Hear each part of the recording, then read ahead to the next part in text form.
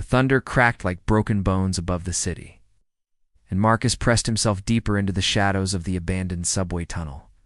Water dripped through rusted grates overhead, creating puddles that reflected the occasional flash of lightning. His threadbare jacket offered little protection against the cold November rain that had driven him underground hours ago. The tunnel smelled of rust and forgotten dreams, much like his own life these past 3 years. Marcus had once been someone, a soldier, a brother, a man with purpose. But war had a way of taking everything, leaving only ghosts behind. Now he was just another invisible soul that the city stepped over and ignored. He pulled his knees to his chest, trying to conserve warmth, when he heard it. A sound that didn't belong. Not the screech of rats or the distant rumble of trains that no longer ran. This was different. A wet, dragging sound, accompanied by labored breathing that seemed almost musical in its rhythm. His military instincts, dulled but never dead, pushed him to his feet. Marcus grabbed the rusty pipe he kept for protection and moved toward the sound.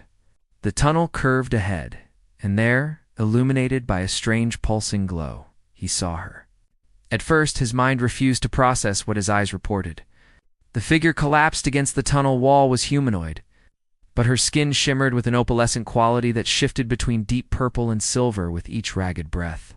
Her hair, if it could be called that, floated around her head like strands of liquid starlight.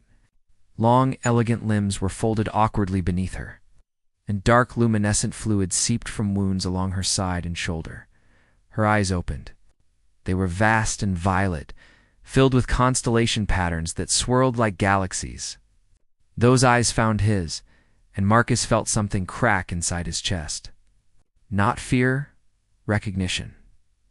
The look of someone who knew what it meant to be broken, to be far from home, to need help desperately, but have no words to ask for it. Above ground, he heard the growing thunder of helicopter blades. Searchlights swept through the great openings, sending beams of white light cutting through the darkness. The woman, or being, or whatever she was, made a small sound of distress and tried to drag herself deeper into shadow. She was running, hiding, and they were hunting her. Every logical thought told Marcus to walk away. This was beyond him, beyond anything he could handle. Getting involved with something this impossible would only bring trouble he couldn't afford. But his feet moved forward instead of back. He dropped the pipe and knelt beside her.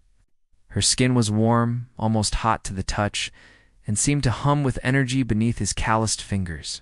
She flinched at his touch, those cosmic eyes going wide with something between fear and hope. Marcus held up both hands slowly. "Easy now. I won't hurt you." Her head tilted slightly, studying him with an intensity that made him feel transparent. Then, with visible effort, she lifted one trembling hand and placed it over his heart. The touch sent a jolt through his entire body, like lightning contained in silk. Images flashed through his mind. Stars, ships, explosions, running, fear, loss, loneliness. She was showing him, he realized. Telling him her story the only way she could. The helicopters grew louder. Marcus made his decision. He slipped his arms beneath her, grunting at the unexpected weight. She felt denser than she looked, as if her bones were made of something heavier than human calcium. He lifted her as gently as he could, ignoring her sharp intake of breath as the movement aggravated her wounds. There was a deeper section of tunnel he sometimes used, a maintenance room long forgotten by the city. He carried her there, her head resting against his shoulder, her strange, warm blood seeping into his jacket. Inside the small room, he laid her on the pile of cardboard and old blankets that served as his bed. She looked up at him with those impossible eyes, and her lips moved, forming sounds that were both melodic and utterly alien. But the meaning was clear in the way her hand found his again, in the grateful squeeze of her fingers. She was thanking him. Marcus sat back, his heart hammering, his mind spinning with 1,000 questions he couldn't begin to ask. Outside, the helicopters continued their search pattern, moving slowly across the city grid.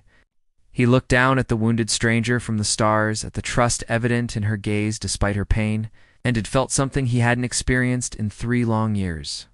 The feeling of being needed, of mattering to someone, even if that someone wasn't from his world at all. The rain continued to fall as Marcus kept watch over his impossible guest, unaware that this single act of compassion would reshape the trajectory of 2 lives, 2 hearts, and perhaps 2 worlds.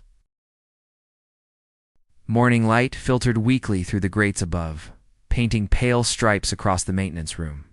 Marcus had not slept, his eyes fixed on the rise and fall of the alien woman's chest, terrified that each breath might be her last. But as dawn broke, her breathing seemed stronger, more steady. The luminescent wounds had stopped bleeding entirely, edges beginning to seal themselves with what looked like crystalline tissue. Her eyes opened slowly, focusing on him with immediate awareness. There was intelligence in that gaze, sharp and ancient, yet tinged with a vulnerability that made his chest ache. She tried to sit up, winced, then accepted his steadying hand without hesitation. For a long moment they simply looked at each other.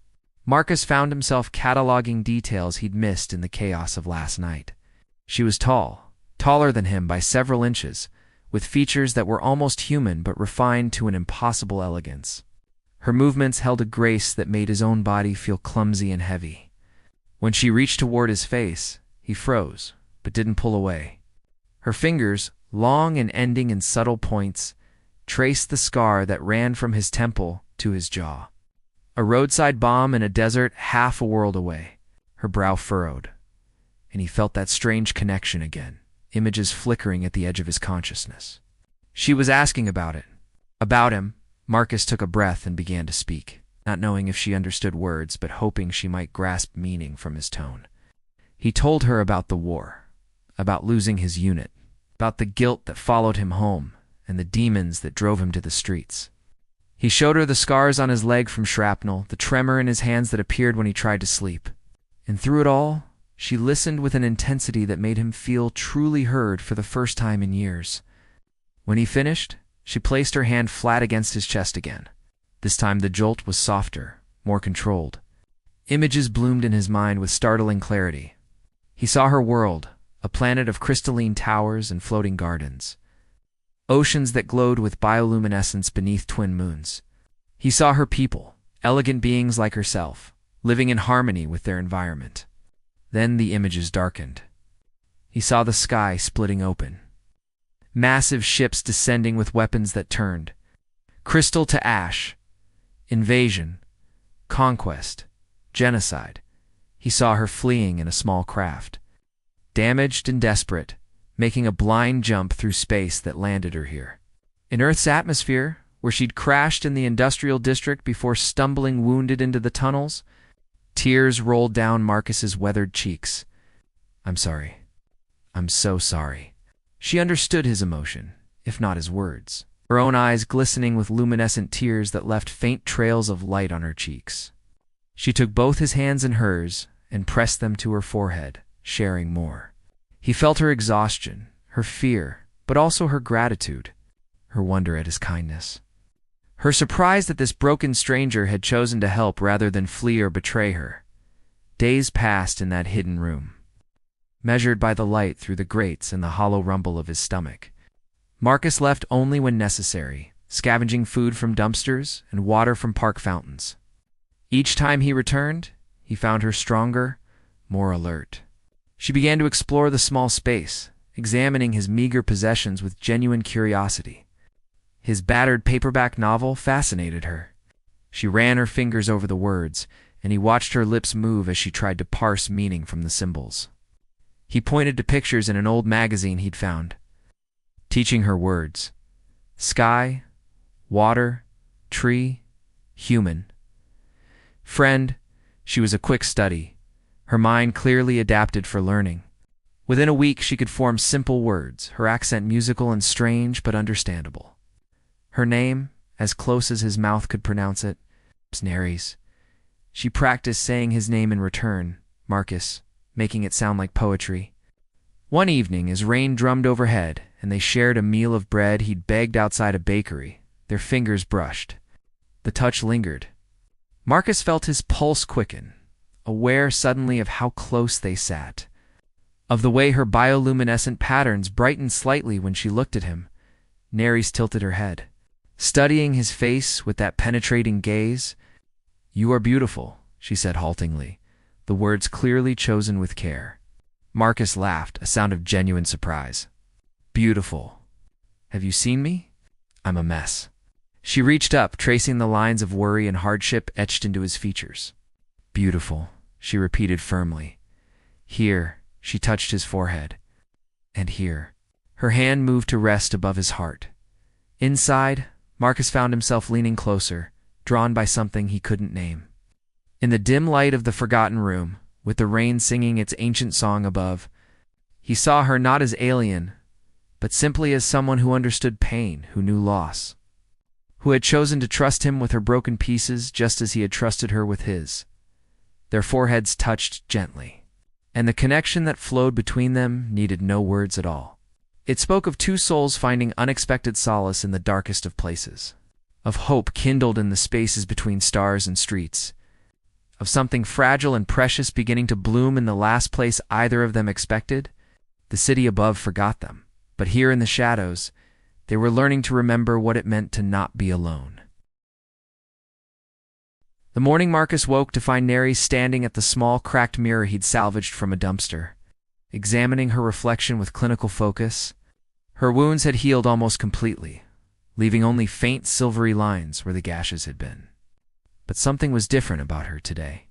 The bioluminescent patterns beneath her skin pulsed with rhythmic purpose, and her eyes held a determination he hadn't seen before.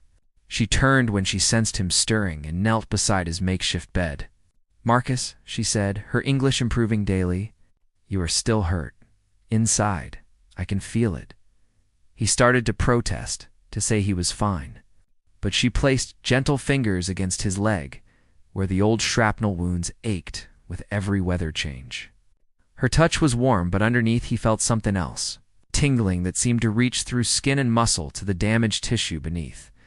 "You saved me," she continued, her voice thick with emotion. "You gave everything to help. Now, I give something back."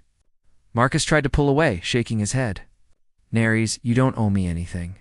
But she held firm, her eyes meeting his with absolute conviction. "Not want. You deserve to not hurt anymore." She pressed both hands against his leg, and suddenly the tingling became a wave of heat that should have been painful but wasn't. Instead, it felt like sunlight after years of darkness, like water after endless drought. Marcus gasped as the chronic pain that had been his companion for 5 years simply dissolved. He watched in amazement as faint light glowed beneath her palms, seeping into his skin. The scar tissue that had twisted his muscles relaxed. The metal fragments that doctors had said were too dangerous to remove liquefied and harmlessly absorbed into his bloodstream. When she moved her hands away, his leg felt new, whole, as if the injury had never happened. Before he could process what had occurred, Neres touched his temple, where another scar marked a concussion that had never quite healed, leaving him with persistent headaches and occasional dizziness. Again, that warmth, that incredible sensation of being remade from the inside. But this time, something unexpected happened. As she healed the damage to his brain, their minds touched not just in images, but in pure feeling and memory. He fell into her consciousness like diving into an ocean, surrounded by the totality of who she was. He experienced her childhood on her dying world, running through fields of singing grass that harmonized with the wind. He felt her first heartbreak, so similar to human pain despite the alien context. He lived through her terror as the invasion began, the desperate scramble to escape, the crushing guilt of leaving her family behind. And underneath it all, he felt something else. Her growing feelings for him, tender and uncertain. The way his smile made her core warm, the way his gentle hands had made her feel safe when she had been certain. She would die alone on a hostile world. The flood went both ways. Marcus felt her inside his memories now, experiencing his first kiss behind the high school gym.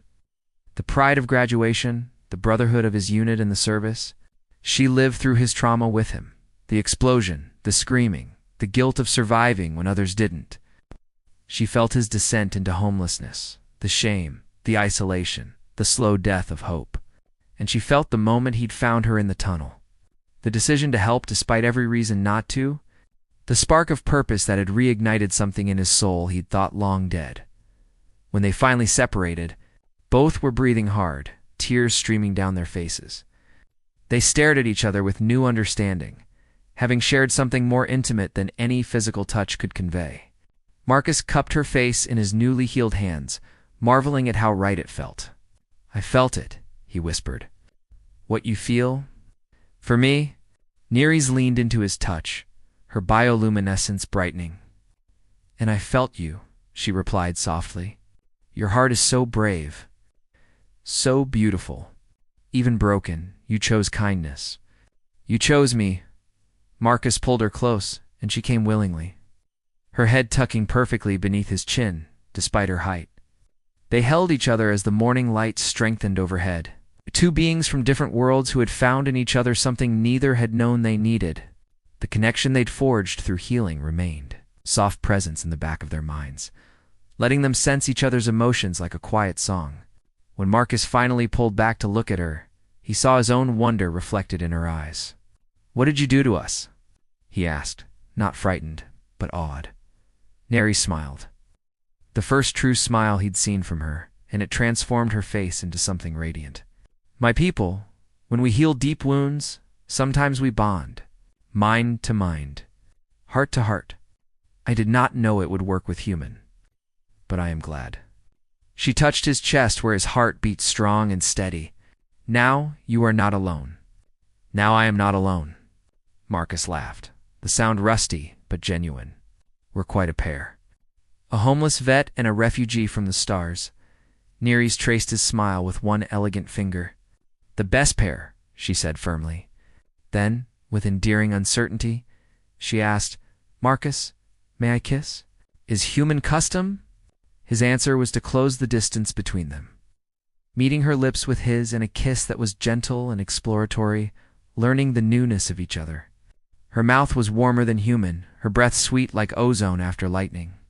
When they parted, both were flushed, hearts racing in synchronous rhythm.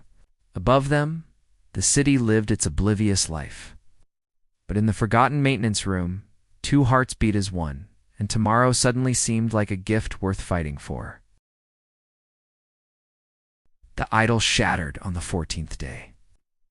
Marcus had ventured out to get supplies, leaving Neres practicing English with his old magazines.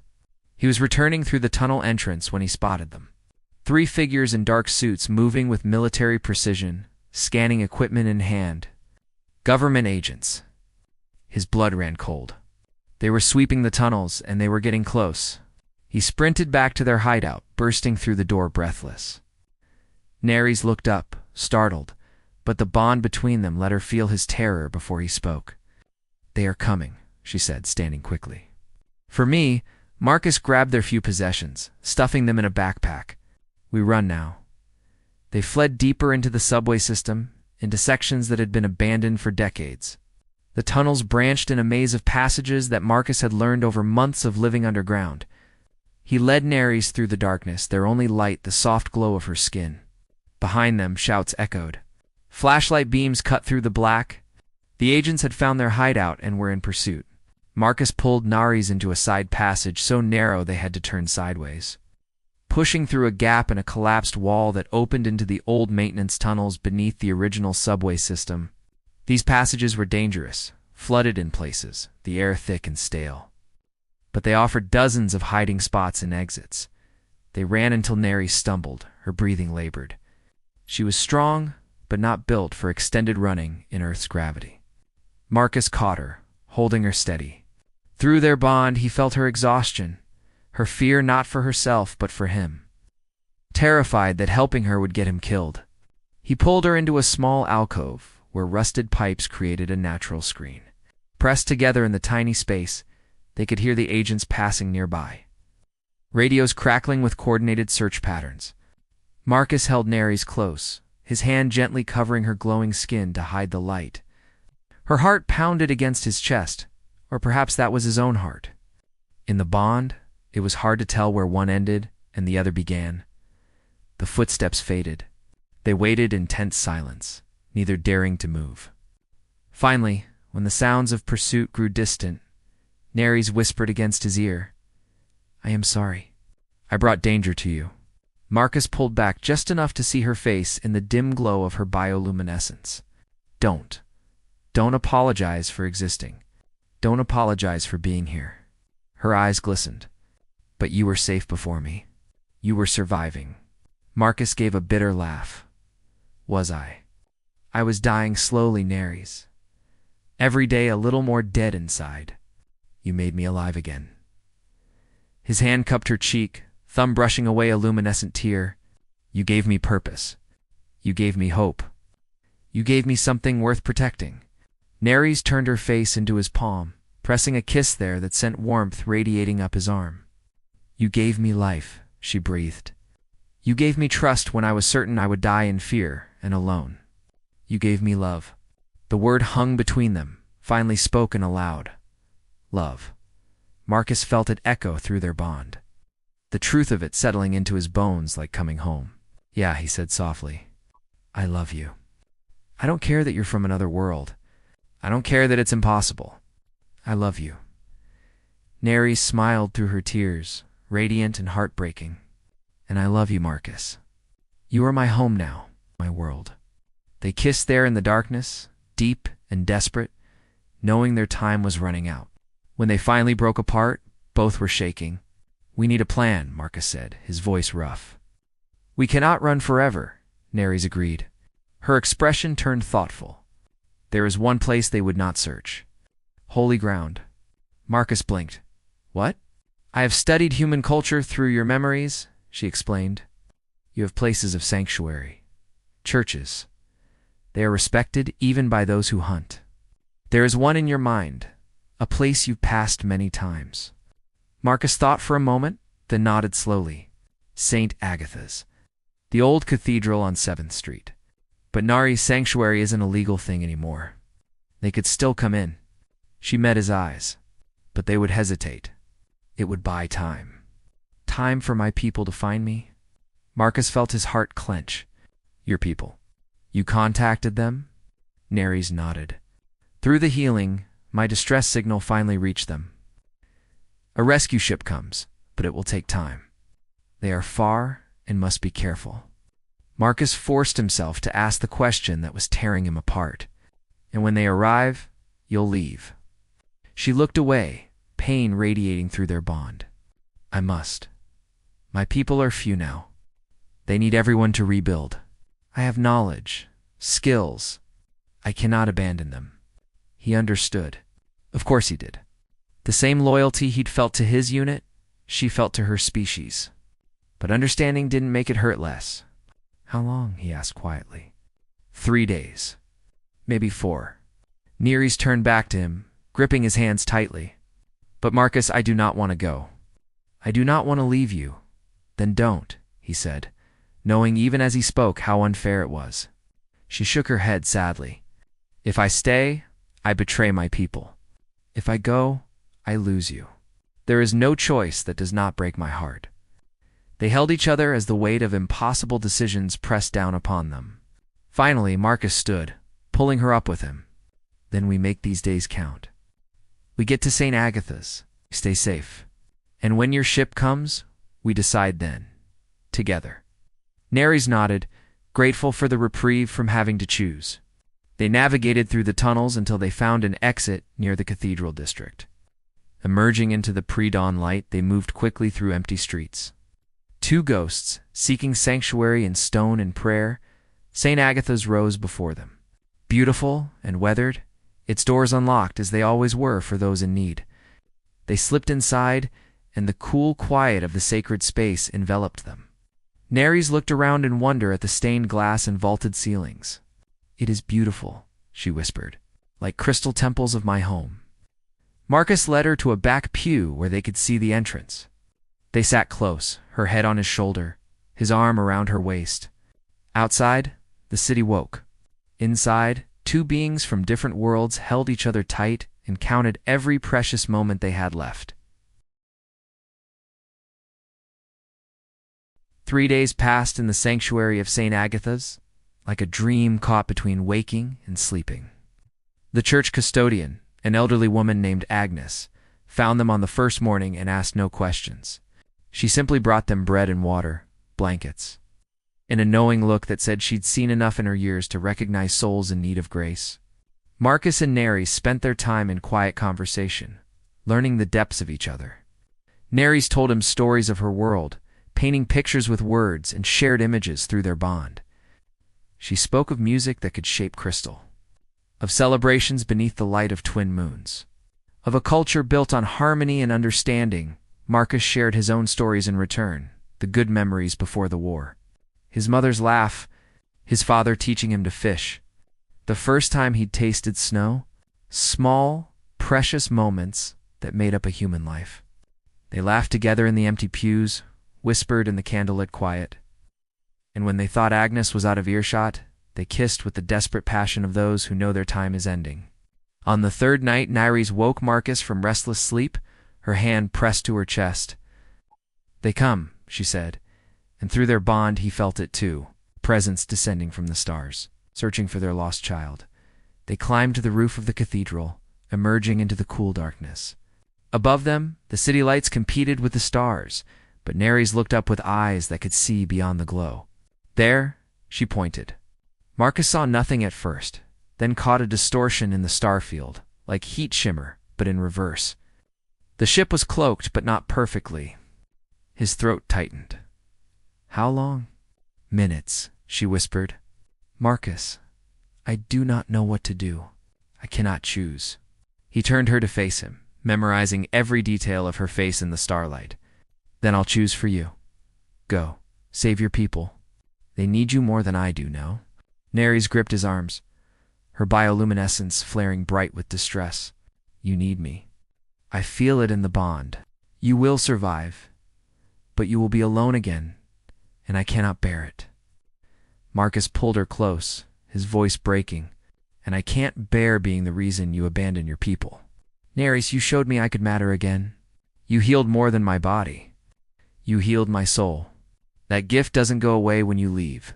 Tears rolled down her face, luminescent tracks of starlight.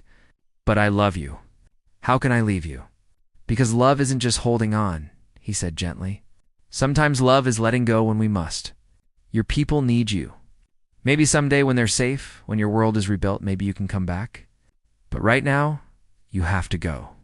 The ship materialized fully above them now, beautiful and impossible, all flowing curves and light. A beam descended, and Marcus felt Neres being pulled toward it, the ship's technology preparing to retrieve her. She resisted, clinging to him. "Please," she begged. "Come with me. Leave this world that forgot you. Come to the stars with me." Marcus felt the offer through their bond, saw the life she envisioned. Him among her people, accepted, valued, loved. A new world, new purpose, adventures beyond anything Earth could offer.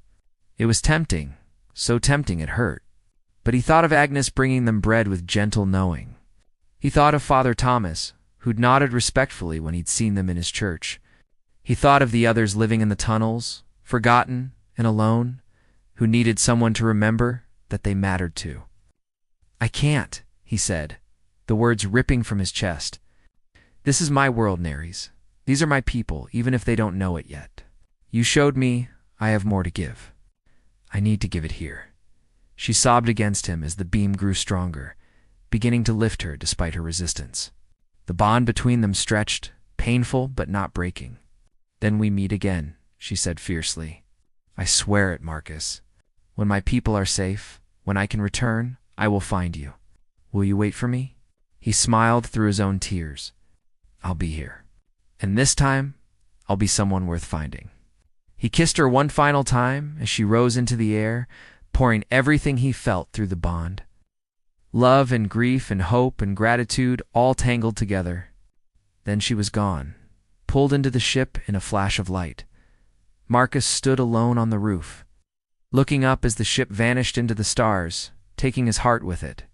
But through the bond, still intact despite the distance, he felt her presence, felt her love wrapping around him like a promise. The sun began to rise behind him, painting the sky in shades of gold and rose. Marcus climbed down from the roof and found Agnes waiting with hot coffee and a sad smile. "You let her go," she said simply. "I did," he confirmed. She patted his hand. That was love, child. Real love. The kind that sets free even when it costs everything. Marcus drank the coffee and watched the sunrise and felt something settle in his chest. Purpose. He'd saved an alien from the stars. He'd been given a gift beyond measure. And now it was time to pay it forward. That day he began. He talked to the other homeless folks in the area. Really talked to them, seeing them as Neres had taught him to see. As people with stories and value, he started organizing, advocating, using his veteran status to open doors. He told his story carefully, leaving out the impossible parts but keeping the truth of transformation through compassion. Weeks became months. Marcus found work, then housing, then purpose in helping others find the same. And through it all, the bond remained, a soft presence in his mind, growing neither stronger nor weaker despite the light years between them. Some nights he'd stand under the stars and whisper his day's events, and sometimes he swore he felt her whisper back, telling him of crystal towers being rebuilt, of gardens blooming again beneath twin moons, of a people slowly healing from genocide. A year passed, then two. Marcus built a shelter for the forgotten, named it Star Haven, and never told anyone why. He lived a good life, a meaningful life, but always with one eye on the sky. And then one evening, as he was locking up the shelter, he felt it. A familiar warmth in the bond, growing stronger, coming closer. He looked up and saw the distortion in the stars he'd learned to recognize. His heart, which had been waiting so patiently, suddenly thundered with hope. The ship descended, and this time when the light beam appeared, a figure stepped through it. She stood before him whole and radiant, her bioluminescence bright with joy. "My people are safe," Neres said, walking toward him with purpose. "They are rebuilding. They gave me permission to return, to choose my own path." Marcus met her halfway, pulling her into his arms like he'd never let go again. "And what path did you choose?" She smiled against his chest. "The one that leads to you. Always to you." I told them Earth has people worth knowing, worth protecting, worth loving. They agreed. I am ambassador now. I will be liaison between our worlds. But more than that, I will be yours if you still want me. Marcus laughed, tears and joy mingling. Want you? I've been waiting for nothing else. She pulled back just enough to meet his eyes. Then I am home, she said simply. Above them, the stars wheeled in their ancient dance. Witness to love that bridged the impossible distance between worlds. Inside Starhaven, people whose lives had been changed by Marcus's compassion slept peacefully, and in the shelter of each other's arms, a man and a woman from different stars held each other tight. Proof that sometimes the greatest gifts come from the simplest choice to help a stranger in the rain. Their story was just beginning, and this time they would write it together.